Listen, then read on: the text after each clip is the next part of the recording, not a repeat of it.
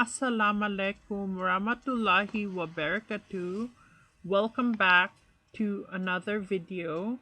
This is Rafika. I haven't done a video in a while because I was quite busy, but this video will be talking about Indigenous Australians and how are they treated by the dominant white ethnic group in Australia. This will be discussing white privilege and the continuation of colonialism in disguise of helping the indigenous people. First of all, let me give you a backdrop on the situation. There is a plan to close more than 100 of Western Australia's remote indigenous communities.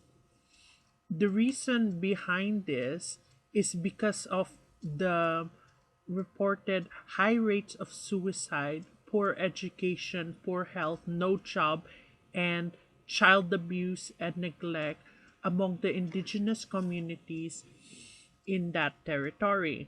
But you have to remember, before you can address the problem, you have to understand the bigger picture, because you have to understand that colonialism royally screwed up the indigenous people of Australia. And the lack of understanding of this really astounds me about how white people perceive indigenous people. And when they see problems, they don't want to acknowledge the root, because by acknowledging the root, therefore, they will be accountable for what they have done. And in collaboration of this plan is the racist Tony Abbott. While I want to do another video about him, this video will be about his lack of understanding of the indigenous struggle, which I cannot say. I'll tell I will tell you the facts. I won't tell you the experiences. These are the facts facing the indigenous people, which white people are denying. Basically, he says the government can't endlessly subsidize lifestyle choices. If those lifestyle choices are not conductive to the kind of full participation in Australian society that everyone should have.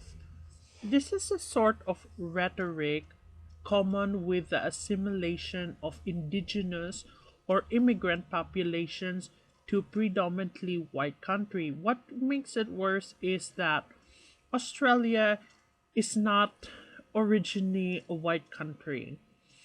It is a POC nation that was colonized and taken over, and basically they are being threatened to assimilate, because if they don't assimilate into whiteness, therefore they must be problematic. Okay, let me give you a backdrop of just the tiny bit of the iceberg of what happened to the indigenous people.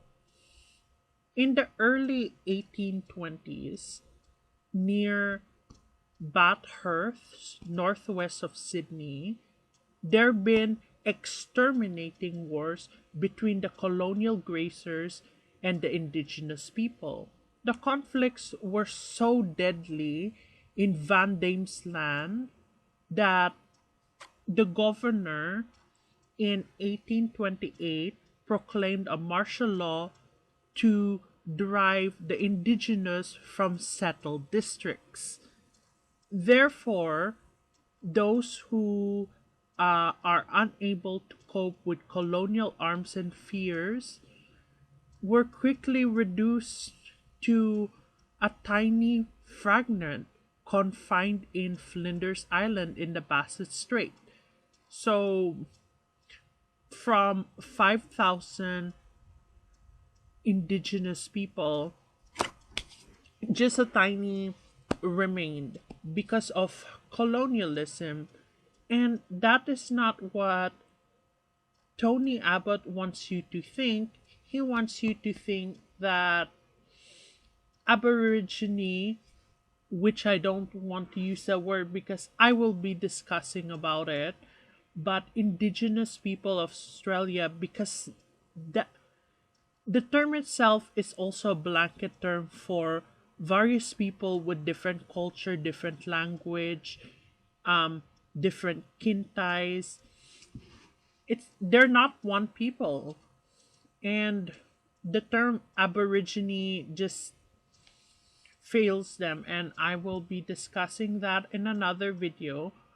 But they have to remember that for tens and thousands of years in Tasmania, there was an indigenous population which was wiped out seven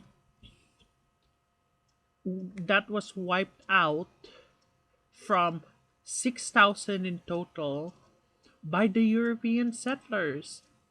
So when in 1803 the government of Britain decided to settle with criminals, that basically exterminated them.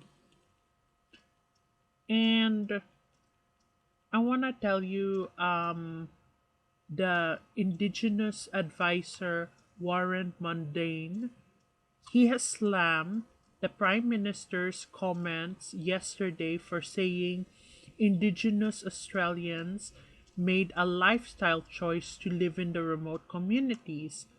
Mr. Abbott declared that government couldn't endlessly subsidize because people choose to live away from mainstream schools and jobs. And Mr. Abbott had failed to understand the connection of Indigenous Australians with their land. These are facts. These are plain and simple facts. Tony Abbott is a complete racist.